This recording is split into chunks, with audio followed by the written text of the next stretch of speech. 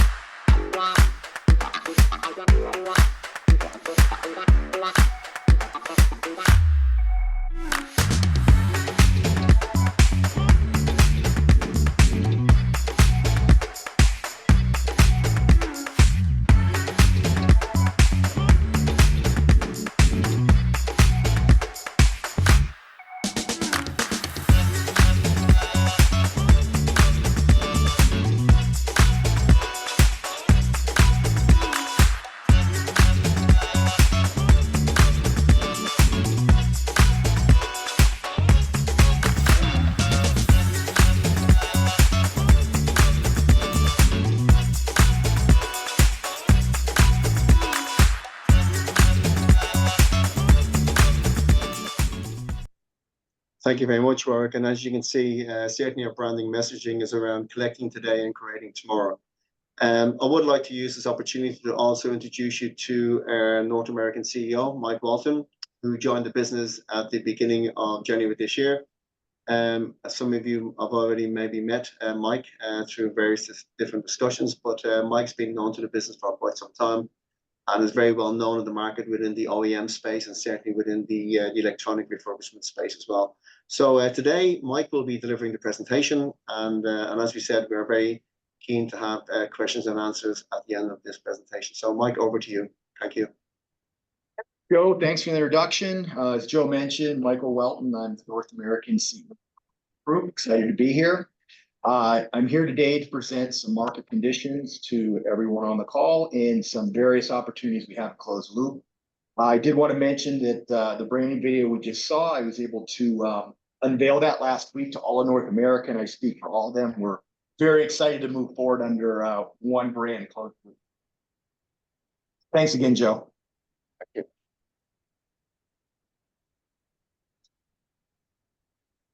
All right, we're going to start with some market conditions. OEMs are rapidly evolving their business models towards a circular economy, accommodate global drivers of change. There's two big ways we're seeing that happen. The first one is ESG. It comes in two forms. First of all, government regulations. Various countries are now holding the OEM manufacturers responsible for their reuse metrics. Also, there's corporate responsibility going on. Most global companies are now reporting their ESG sustainable metrics back. And they're holding themselves accountable.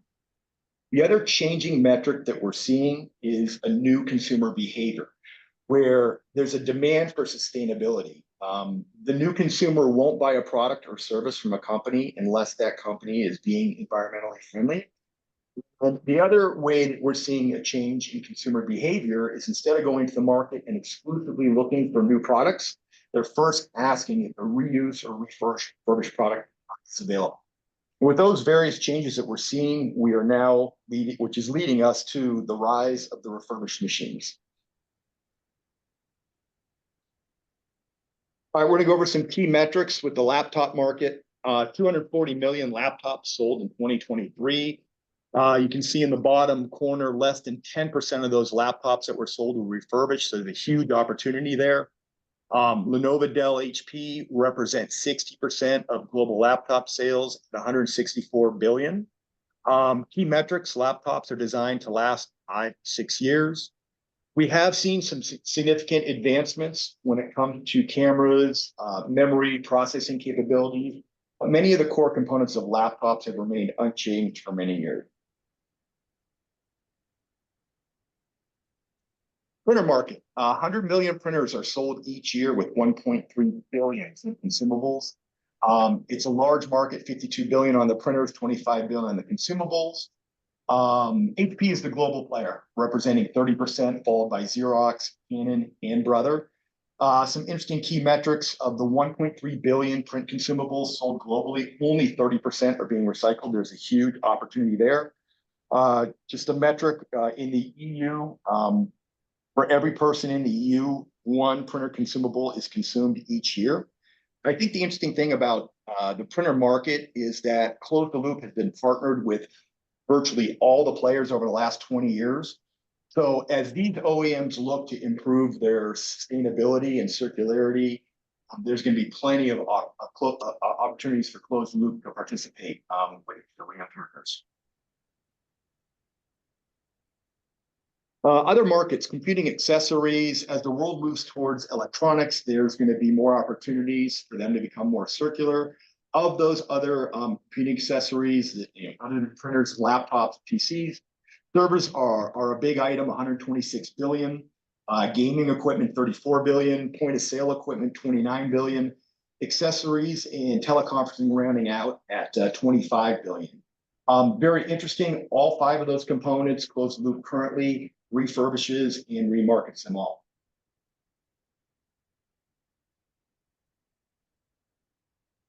All right, so this slide talks about ODMs and OEMs and the difference. It's a pretty interesting dynamic. The ODMs are mostly based in Taiwan and China. They're very large manufacturing companies that work for the OEMs.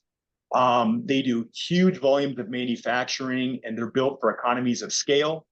The top 5 represent 85% of the total worldwide production. You can see them off to the right.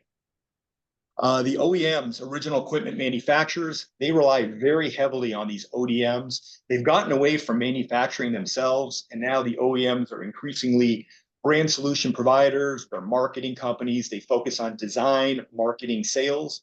And what's interesting about this relationship is that the OEMs no longer have the ability to manufacture or remanufacture, and the ODMs being based in China and Taiwan aren't able to be their refurbishing partners. So what that means is the OEMs, if they want to really be circular, they have to find regional partners that can help them collect, refurbish, and remarket all their consumer electronics. All right, so two different channels. You have business and consumer channels. There's difference between the two. The business channels tend to focus on high performance software compatibility. They look for durability and security. They usually refresh their laptops every 2 to 3 years. It tends to coincide with warranty or leasing agreements. Businesses look for repairability and upgradability.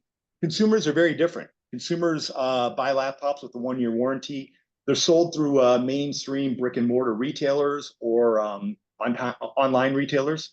For the average consumer, other than business, aesthetics and design is more important than performance. They usually buy a laptop, keep it for the life of the laptop, which is typically 5 to 6 years. And until recently, repairability and upgradability has not been something that's been important to the consumer. Problem with a linear model. The take, make, and dispose business model presents several challenges for the OEM. OEMs lose ownership of their brand. When they have product go into the aftermarket, they lose control, they lose the customer experience, they don't get to participate in the secondary market.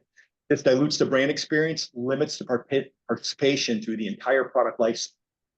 In terms of the environment, you have poor environmental outcomes. Producing OEM equipment creates 80% of the carbon footprint. Limiting reuse and recycling of these products has contributed to climate change and unsustainable e-waste volumes being sent to landfill. Then you have an inefficient issue with the limited OEM participation in the secondary market. Consumers and businesses aren't benefiting from the opportunity to regularly upgrade or refurbish these products to changing requirements and needs that they have. Environmental impact is pretty significant. I'm not going to go through all the statistics, but there's some pretty big numbers over there. The one that jumped out at me, the ICT industry is responsible for as much greenhouse gas as the entire airline industry, 2% of global CO2 production. And the forecast is expected to go up by 7 times to 14% by 2040. Most of that environmental impact happens at the manufacturing state. Then you also have a risk with several key components that are used in laptop production are being supplied from China.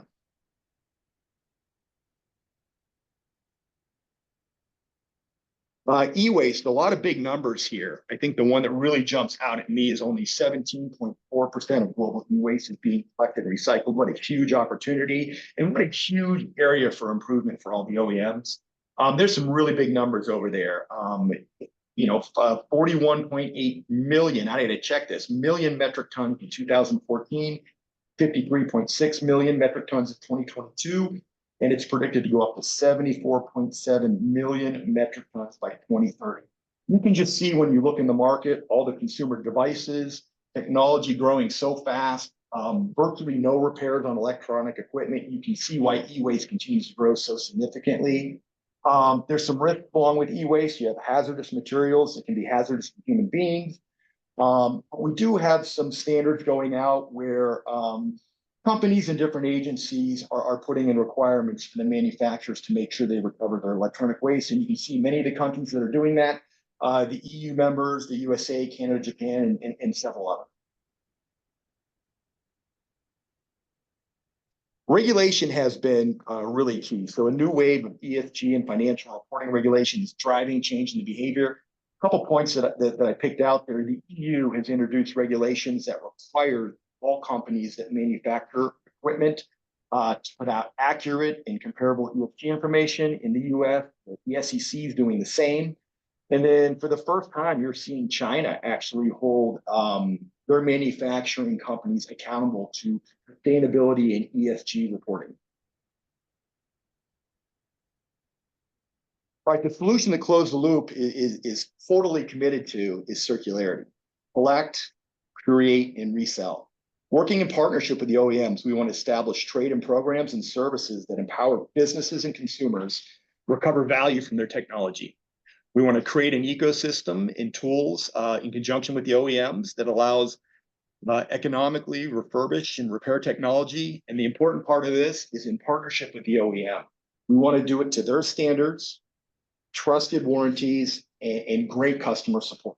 Then the resale and remarketing, again, very similar to the create. We want to partner with the OEM to make sure that it's high quality refurbishment that the OEM is willing to stand behind, represents their brand, and we want to sell only through a globally trusted network, trustworthy sales channels.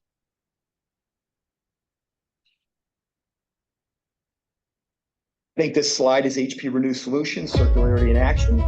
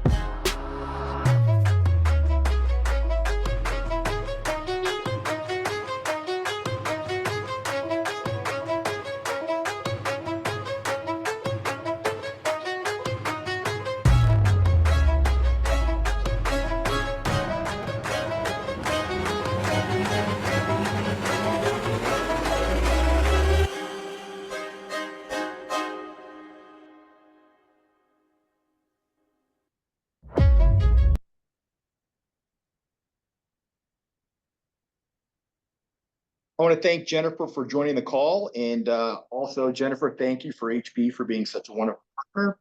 What a great video. We're going to talk about a couple of the benefits for HP Renew Solutions.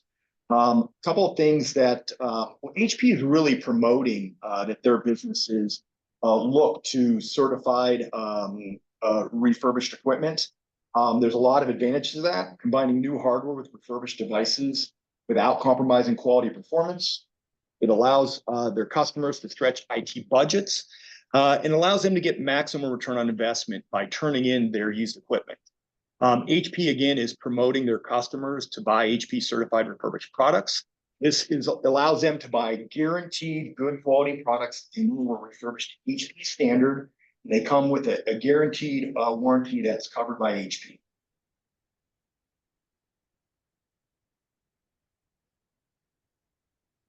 And as you all know, Closed Loop is an HP certified refurbished partner. Picture on the right represents our high volume laptop refurbishing location in Sizzling.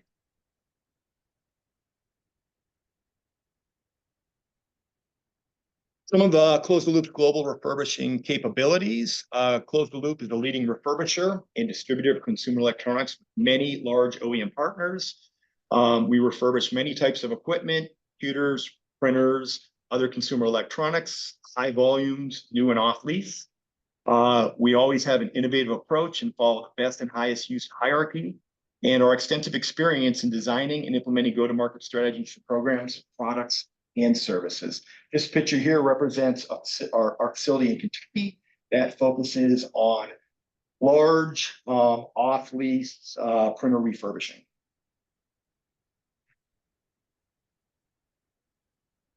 Equipment recovery pathways. We have several recovery pathways that consumer electronics come back to us. First is retail returns. We manage the collection, production triage, refurb, and remarketing through retail returns. We handle off-lease equipment. We offer full white glove service.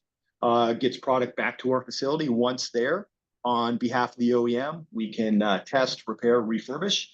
Up to the OEM, if they want to take that product back from us, they can.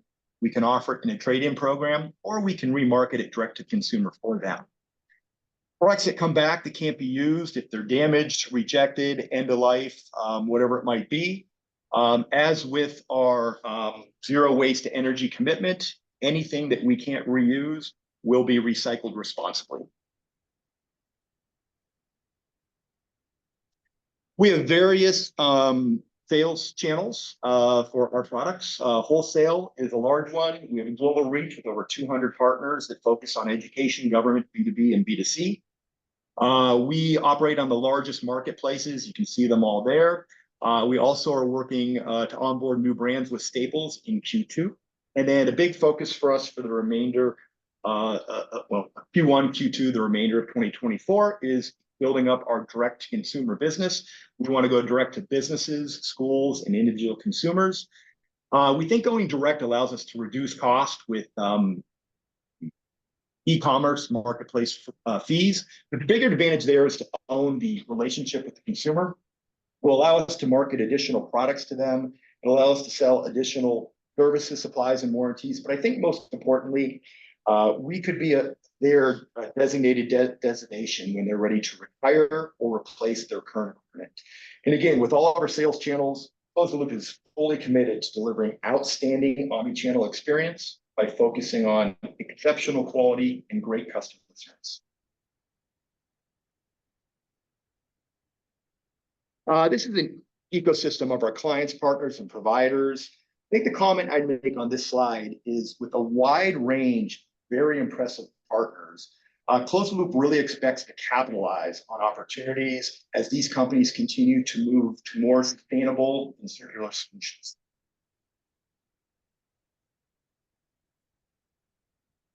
In terms of strategic growth and expansion, we have trusted OEM partnerships for the past 10 to 20 years. With these partnerships, we've provided collections, refurb, remarketing, and recycling solutions. These OEMs will lead us to opportunities throughout the rest of the world. Specific expansion in the Americas, we're looking to expand our existing collection, refurbishing, remarketing, and recycling services into both Canada and Mexico. In the EMEA and APJ, we're looking to expand our current capabilities from collection and recycling to also include large-scale refurbishing and remarketing solutions.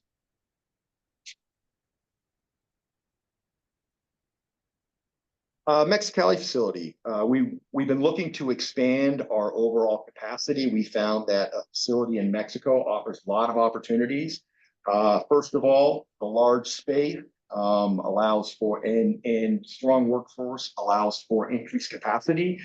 Costs, as you can see, are on the lower right, are very impressive, not just facility, utility expenses are significantly less.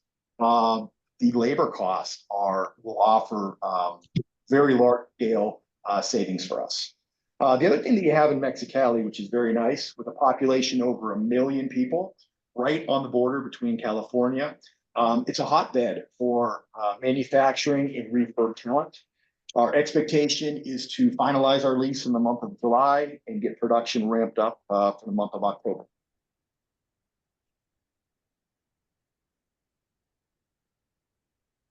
Thank you, Mike. Much appreciate the presentation.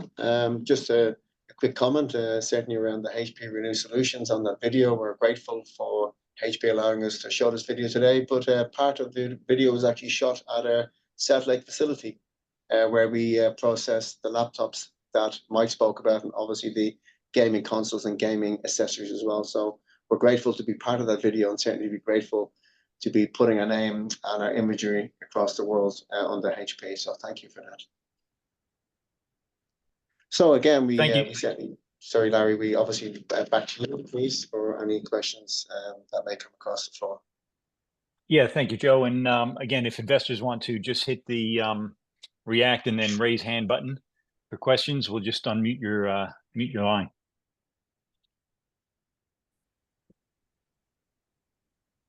I can start, Joe. I do have a bunch of questions, as you can imagine. Mike, I guess, Hewlett Packard has been refurbishing computers for some time. I'm not sure how long ISP Tech's been involved with Hewlett Packard, but I do know that HP has existing facilities, one in Andover, Massachusetts, and one in Erskine, Scotland. I think they're called technology renewal centers. I'm just wondering, maybe you could describe the ecosystem. Who's refurbishing? Closed Loop's a partner. Are there other partners? What's your role? What's not your role? What does HP do? Yeah. So they have many other partners. I mean, obviously HP is a very large company. Right now, we are partners, I would say, in two ways. We're partner as a partner, meaning one of our main focuses the last several years has been to take product back from HP that comes through various channels. We refurbish what we can and remarket it on our own.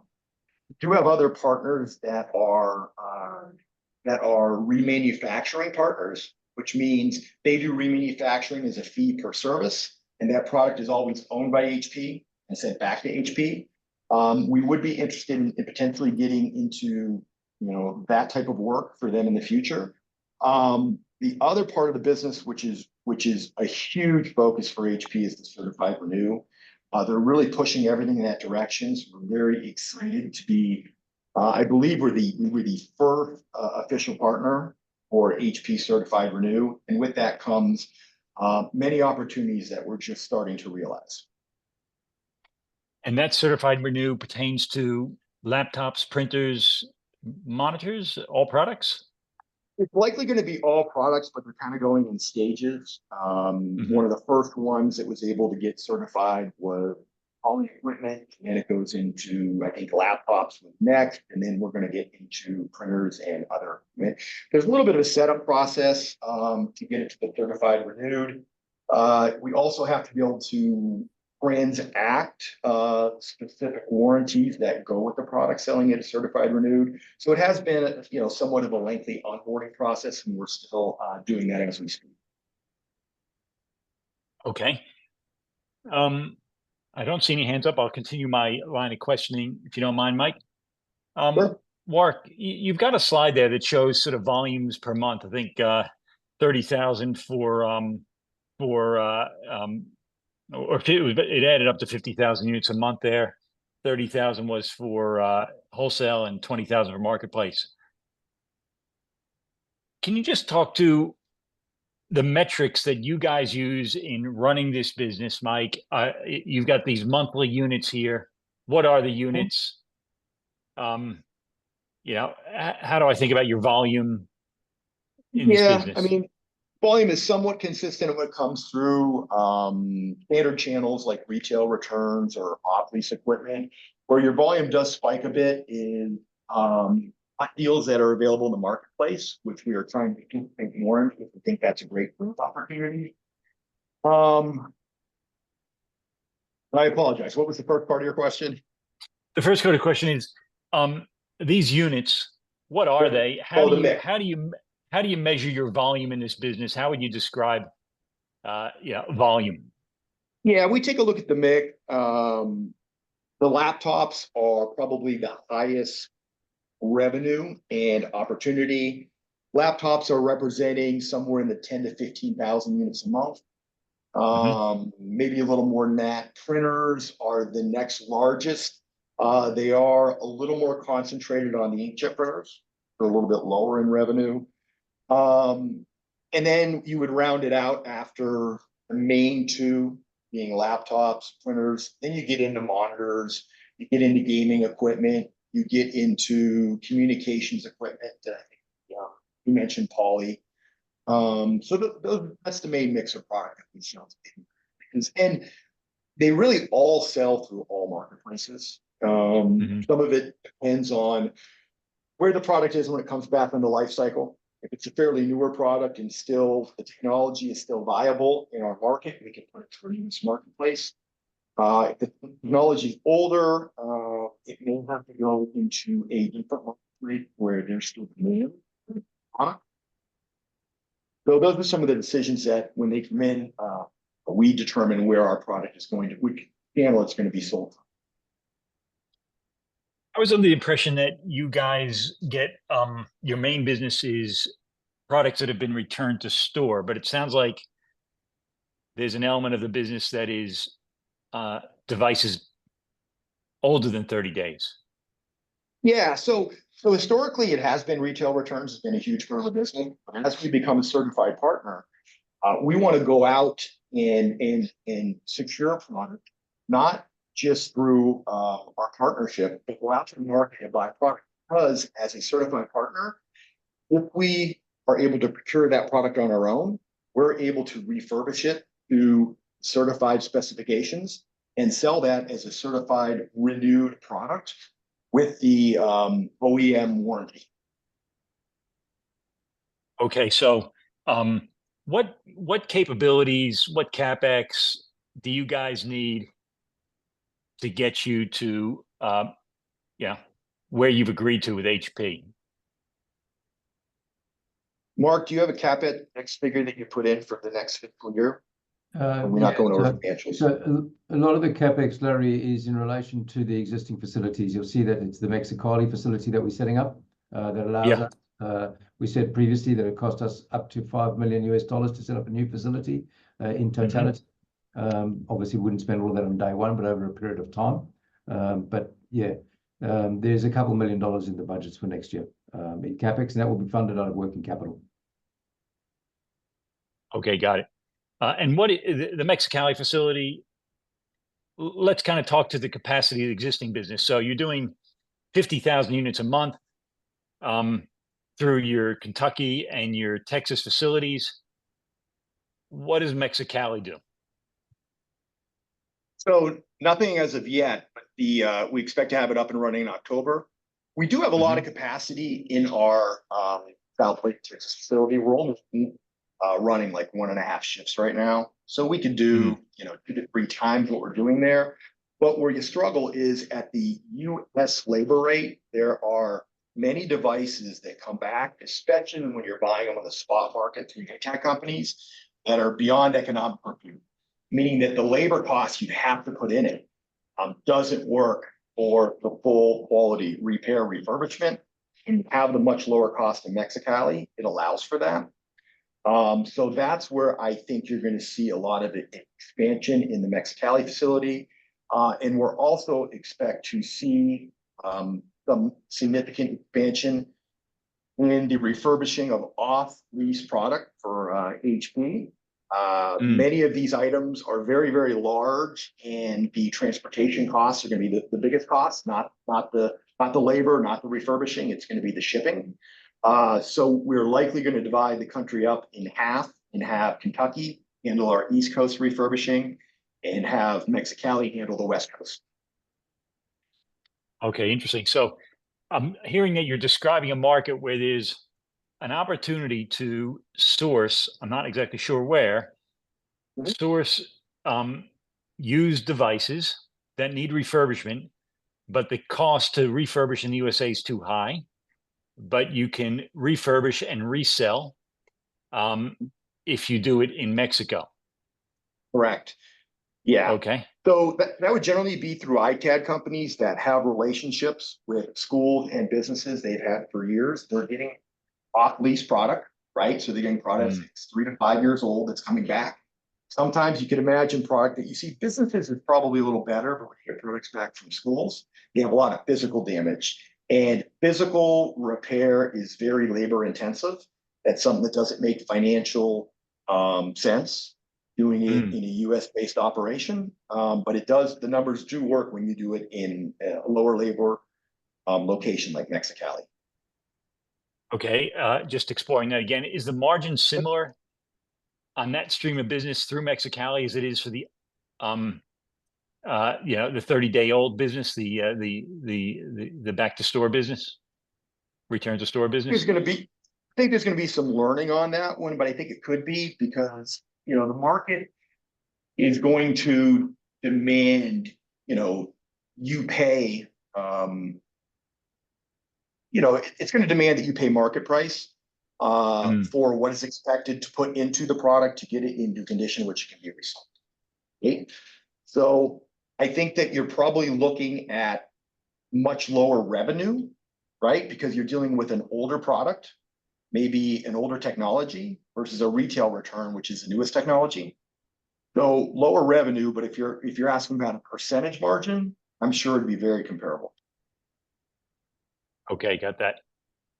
I'll just pause here. I still have some questions I want to ask along those lines, but let me see if there's any questions from the floor here.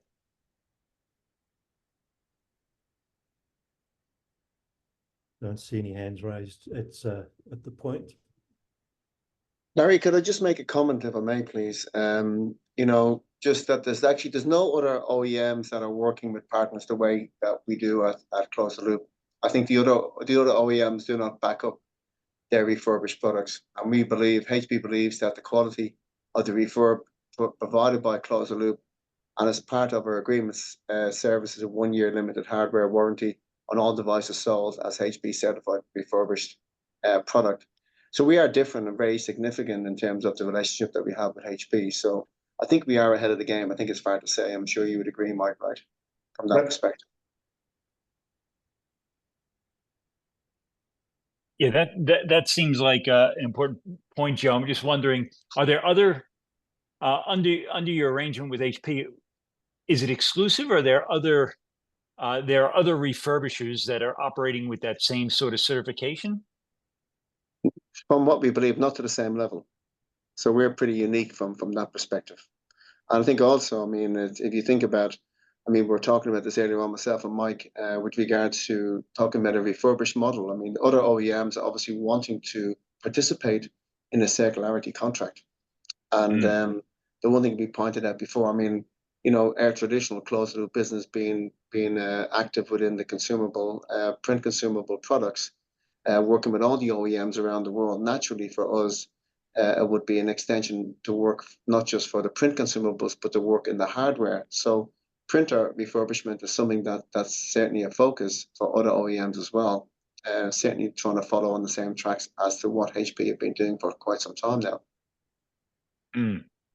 That's a fair point. I don't know. I don't believe the original contract was meant to be exclusive, except I do believe we have exclusivity in a couple regions, correct? Over in the Middle East, I think. And then, although we don't know, there could be other partners that HP is bringing on, but I'm not aware of any yet. But I don't think the contract that we signed with them was exclusive, but being the first one out of the gate certainly creates a lot of opportunities and advantages. And I think we're really poised to realize those. Fantastic. So as I think about just last question on the Mexicali facility, Mike, somewhat lower dollar profits per unit, but that off-lease market going through that facility, I really don't know. So I'm just going to ask, is that going to dwarf the return to store market, or is it a much smaller market? How should I think about that? Mexicali facility looks big.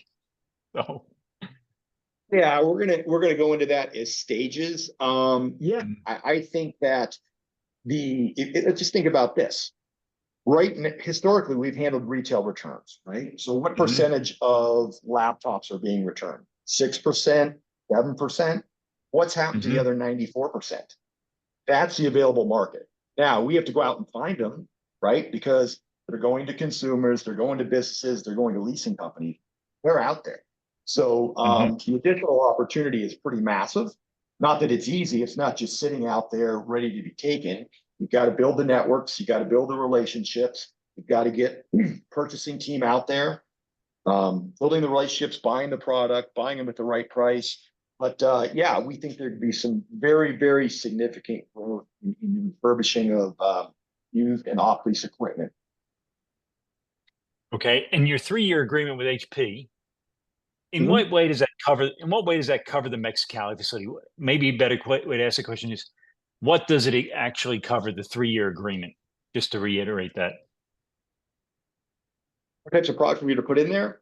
We're going to put all the inkjet printers into that facility. Inkjet printers are lower revenue, right? They sell lower revenue at retail. You've got to compete with the new product. And because of that, you cannot afford to put the high U.S. labor rates into inkjet printers. We're going to do any product that needs high touch, high repair. We're probably going to move all the heating equipment there. Monitors that aren't too large, that can be refurbished in Mexico with lower labor will go there. And then any eye repair, laptop, PC, other equipment is all going to go into that facility. Oh, okay. What I was asking is, you've got a Sure. 3-year agreement with HP. Yep. That kind of talks to margin sharing, revenue sharing arrangements. Does that cover what goes through the Mexicali facility as well? I'm not sure what you're asking. I apologize. Yeah.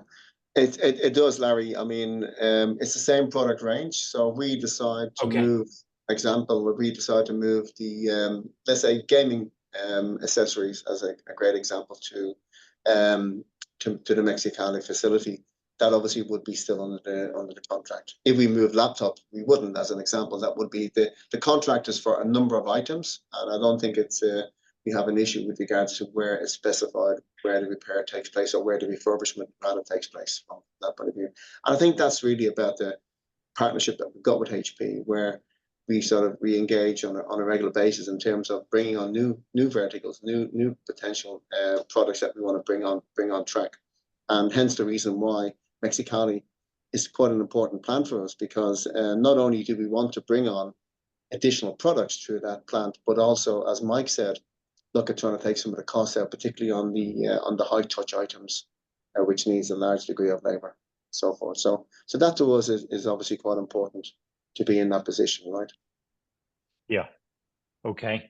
Yeah, and I think also, just to finish, sorry, Larry, is that Mhm. the actual program itself, the HP Renew Certified program, is actually limited to a select number of partners globally. So this is not something that the HP have gone out and selected hundreds, tens, and 20s of partners. It's actually a limited number. And as Mike has alluded to earlier on, we've been very fortunate to be the first selected partner in this particular program for HP. Absolutely. I'll add, Joe, I know you said, we can move products to different facilities. This is absolutely true.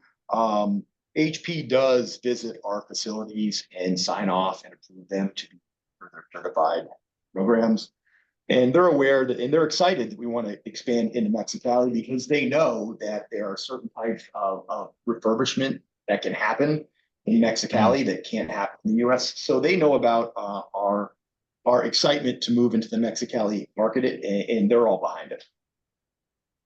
And thank you, Great. Mike, for that. And just if I may, Larry, sorry, just for clarity purposes, I don't think we should be confused between HP Incorporated and also HP Financial Services.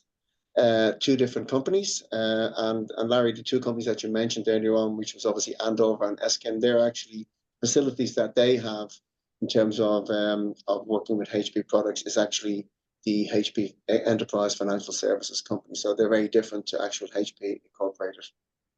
Just Okay, and I'll interesting. expand on that. They're a leasing company, right? Yeah. And HPFS is a company that we have been working with. Work with on a much greater scale, because they're bringing back really large volume of off-lease laptops. I'm sorry, off-lease laptops. Okay, Michael, so let me see if I can understand what you're saying is, and Joe, HP Financial Services, is that how you described it? I didn't. Yes. Yep. The official So name is HP Enterprise Financial Services, which is a separate company, the HP Inc. Yes. Mm-hmm. I see. Yeah. And that is a leasing company, and Correct. they have to deal with products coming off lease, which they service correct. through their facility in Andover. And in what way are you discussing cooperation with them, Mike? Yeah, they put out very high volume bids of products coming off lease. Various opportunities for us to secure that product, purchase it, bring it into our facilities, refurbish it, and remarket it as certified renewed. Oh, okay, I see. So you might be able to source used machines of various types, laptops, printers, Yes. and refurbish it. Okay, excellent. And Larry, this is really relating to one of the previous slides in terms of the difference between business and consumer electronic products. The business electronic products are the ones that are normally consumed within 2 to 3 years. And these are the ones that that Mike is talking about with regards to taking them off the leasing servicing companies, which is ideal from our point of view, to get our hands on these and get them refurbished and put them out under the certified program. Yep. Okay. And when I look at this industry, and I'm not even sure it's such an amorphous industry at this stage to Australian investors, I believe, including me. You know, I uncover companies like Iron Mountain, let's say, and and Hess, and they regard themselves as global leaders in IT asset disposition.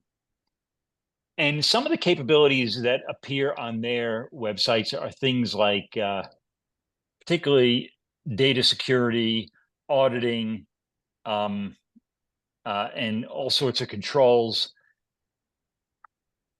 data, wiping data. Where do you guys do you guys have those capabilities? And how do you compare yourself to those very large companies?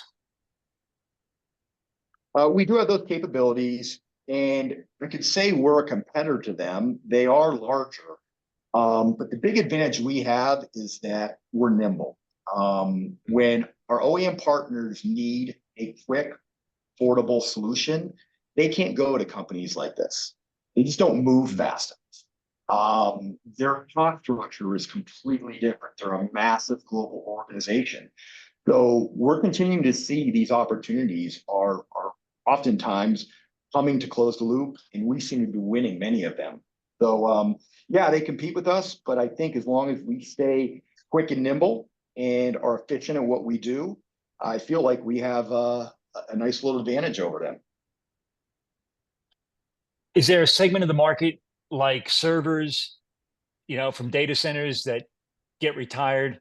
Is that a segment of the market that you're just not in and they're doing because they have those capabilities? You're quick and nimble in another segment of the market?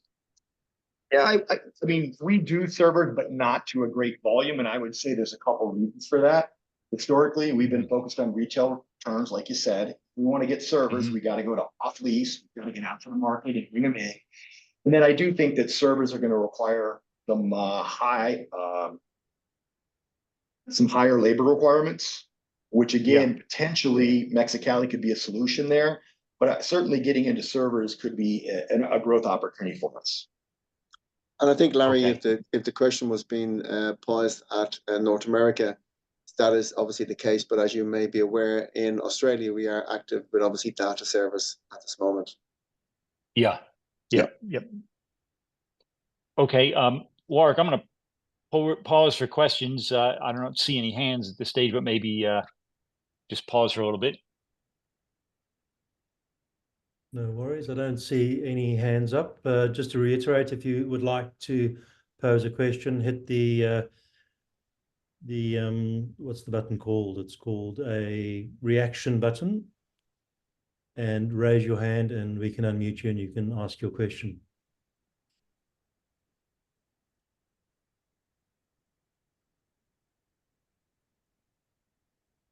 Okay, I must be interrogating you guys to their satisfaction.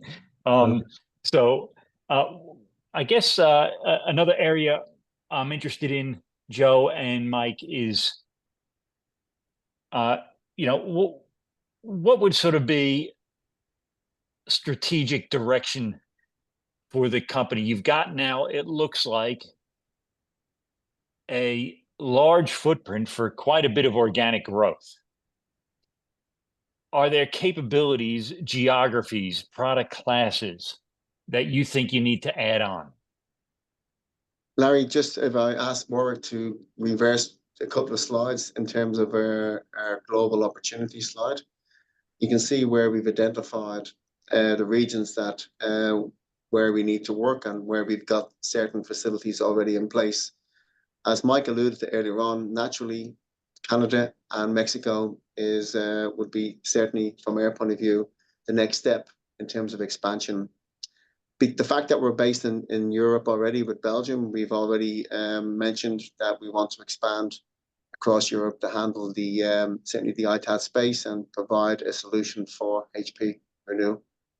As we do want to do the same with APJ, and not just in Australia, but obviously looking at Vietnam, China, Malaysia, and of course New Zealand as well. So we do have a degree of services that are in place directly and indirectly, and certainly some with partners as well. So from that point of view, Larry, the opportunities for expansion within the existing business into the space to support HP is phenomenal in terms of what we want to look at, and certainly identifying Europe and EMA as a starting point is really where we want to concentrate our efforts on, as we are doing with North America.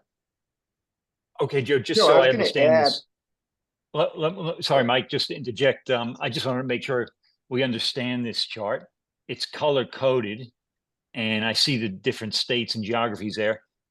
What do the colors mean? And is that something, is those capabilities you want or you have?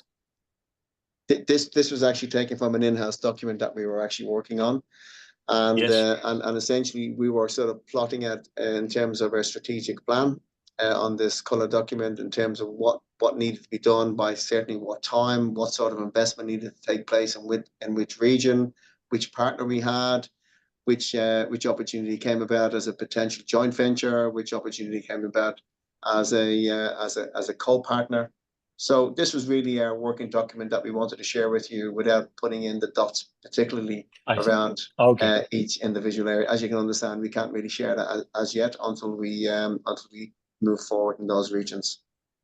Okay, so these are the capabilities that you think you need for each of these regions.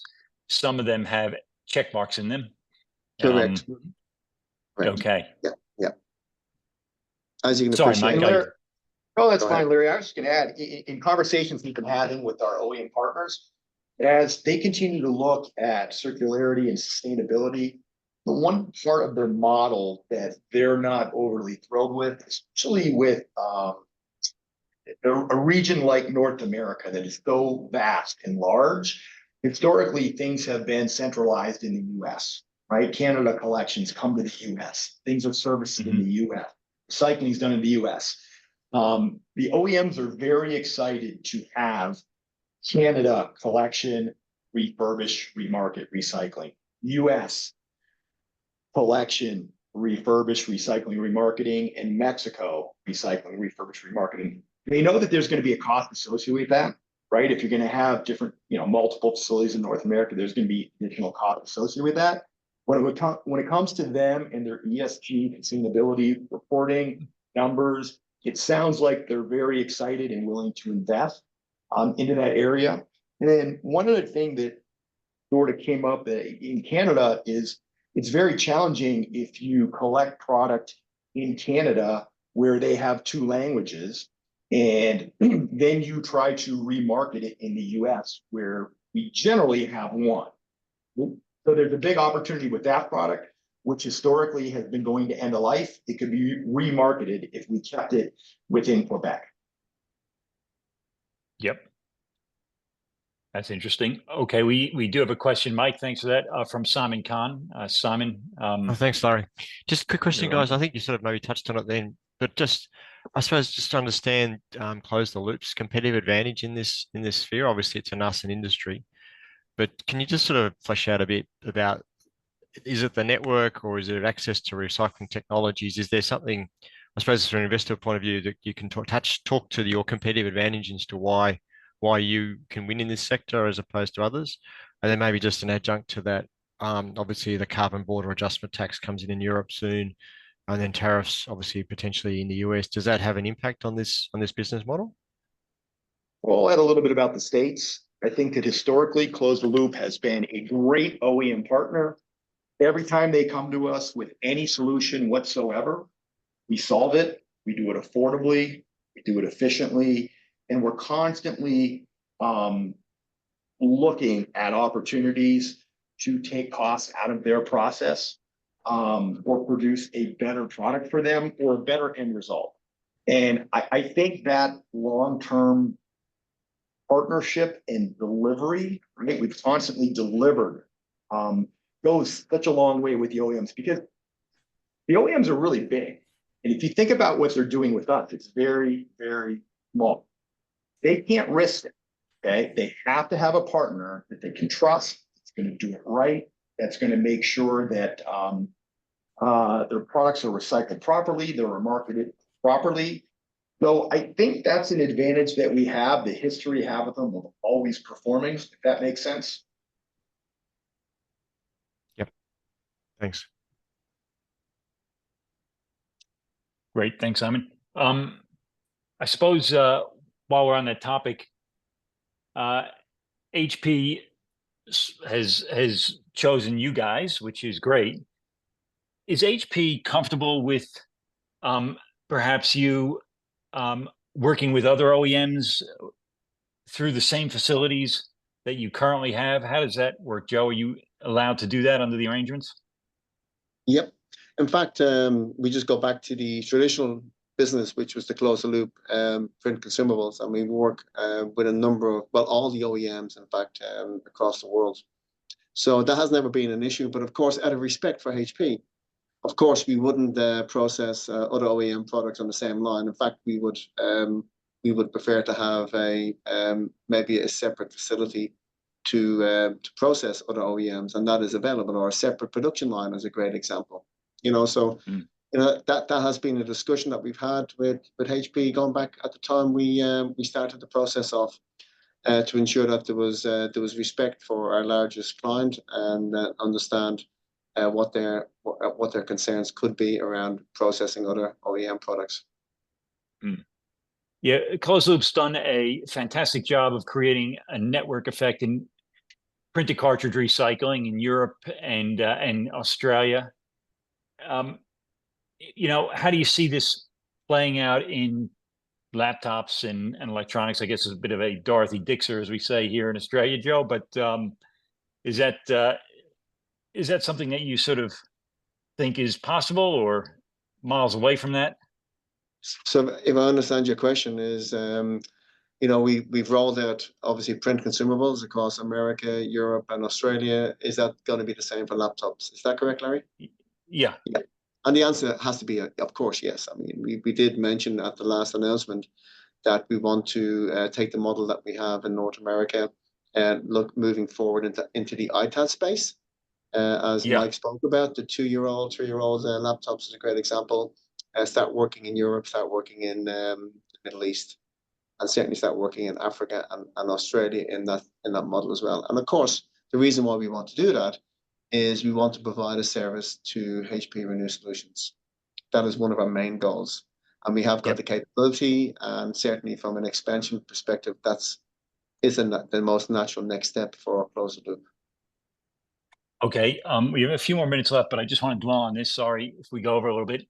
One of the concerns of investors, Joe, as you know, is the dependency upon HP as a very large client, which is pluses and minuses, and we discussed this. But I guess, Mike, I might ask you, particularly in North America, do you have initiatives to develop relationships with other OEMs to use your existing facilities, as Joe says, new lines? Is that something that's tangible, real? You have people assigned to it today?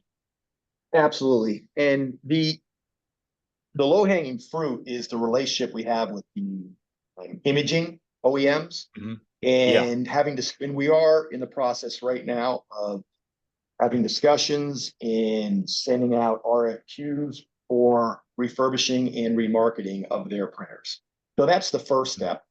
Right. The next one would be to get into those. I think we said HP, Dell, and Lenovo represented 60% of the market. So clearly, Dell and Lenovo are companies we want to go after. I don't know if the better relationship with them is direct or through ITAD. We know what it's like with HP because we've been with them for so long. With Dell and Lenovo, we have to figure that one out. But if you can refurbish an HP laptop, you should be able to refurbish a Dell laptop. It shouldn't matter. So yes, we definitely have initiatives to grow our laptop refurbishing and expand our range into other OEMs. Fantastic. Joe, maybe you want to make some concluding remarks. It's about an hour, so yeah, please do so. No, thank you very much. And maybe just to add on to that last comment, I mean, I think as I mentioned earlier on, the one thing that we're very delighted about to be partnering with HP is that this particular program, as I said earlier on, is limited to only a select number of partners. So from that point of view, we are truly sort of grateful for this great opportunity, and we want to make this a great success around circularity, because it's part of our message and it's part of what we believe as a business, and hence the reason why we've rebranded, about having one common message from all the different business units. If you break the business down, what do? We collect today and we create tomorrow.